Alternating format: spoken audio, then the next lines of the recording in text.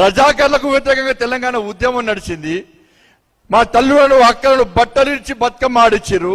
అనేక మంది తెలంగాణ ఉద్యమకారులను ఫిరంగులతో కాల్చి చంపిర్రు.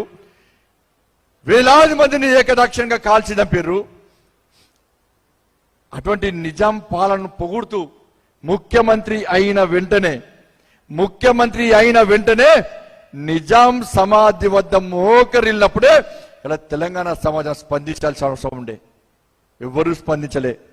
ఇలా భారతీయ జనతా పార్టీ ఆ రోజే ప్రశ్నించింది, ఏ మూర్ఖుడా, ఏ ముఖ్యమంత్రి, ఏ నిజాం తెలంగాణకు వ్యతిరేకంగా పోరాటం చేసిండు, తెలంగాణ రాష్ట్ర ఏర్పాటు వ్యతిరేకించిండో, ఏ సర్దార్ పటేల్ ఈ తెలంగాణ గడ్డ మీద అడుగుబట్టి నిజాం మెడలు వంచి తెలంగాణకు స్వాతంత్రం కల్పించడో, ఆ నిజాం సమాధి వద్ద నువ్వు మోకరినప్పుడే నువ్వు ఎలాంటి నిజమైన ఉద్యమకారుడో తెలంగాణ సమాజం గుర్తించింది.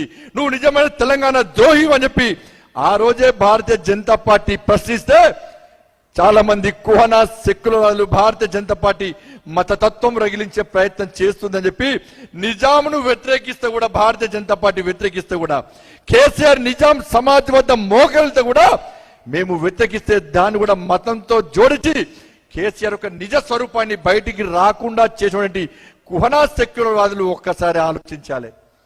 మేమైనా పార్లమెంటు సభ్యులం మేము నలుగురు పార్లమెంటు సభ్యులు గెలిచిన తర్వాత మేము నిజాం సమాధి వద్ద మోకరలే.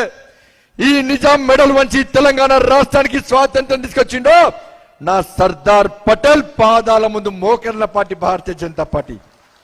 ఆ రోజే అప్పీల్ చేస్తాం, సర్దార్ పటేల్ పాదాల ముందు మోకరిల్లే భారతీయ జనతా పార్టీ కావన్నా నిజాం సమాధి వద్ద మోకరిల్లే టిఆర్ఎస్ పార్టీ పాలన కావాలని చెప్పి ఆ రోజే తెలంగాణ ప్రజలకు అప్పీల్ చేసిన పార్టీ భారతీయ జనతా పార్టీ.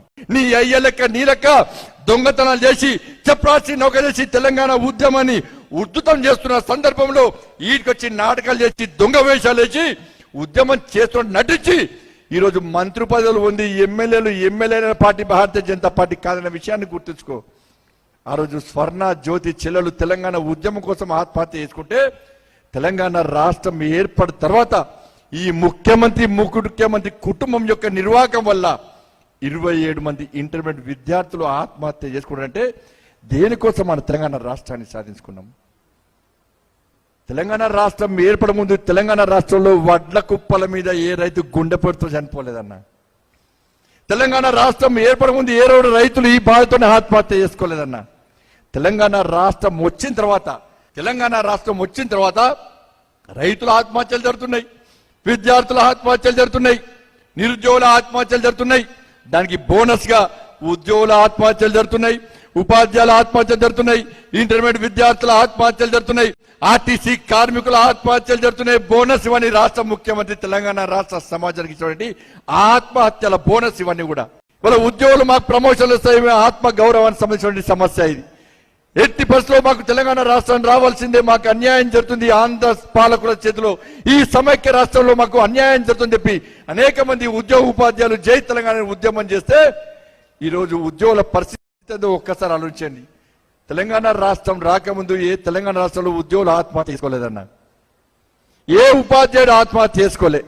కానీ 317 జీవో తీసుకొచ్చి తెలంగాణ రాష్ట్రంలో ఉద్యోగులు ఉపాధ్యాయులు నా పాలనను వ్యతిరేకిస్తున్నారు, నా ఉద్యమ ద్రోహాన్ని, నా స్వార్థాన్ని, నా దొంగల బుద్ధులన్నీ కూడా ఉద్యోగ ఉపాధ్యాయులు ఇలా గుర్తించరు.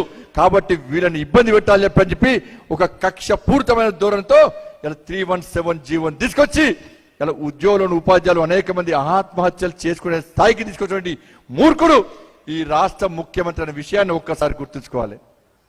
తెలంగాణ రాష్ట్రం రాకముందు ఆర్టీసీ కార్మికులు ఎవరు ఆత్మహత్య చేసుకున్నారు, తెలంగాణ రాష్ట్రం వచ్చాక ఆర్టీసీ కార్మికులు ఆత్మహత్య చేసుకున్నారు. హాయ్ ఫ్రెండ్స్, మా టుడే టుమారో యూట్యూబ్ ఛానల్ చూస్తున్నందుకు చాలా థ్యాంక్స్. మరిన్ని లేటెస్ట్ వీడియోస్ కోసం వెంటనే సబ్స్క్రైబ్ చేయండి. అలాగే ఈ బెల్ ని కూడా రింగ్ చేసేయండి. మా నోటిఫికేషన్స్ అన్ని మీ మొబైల్లో వస్తాయి.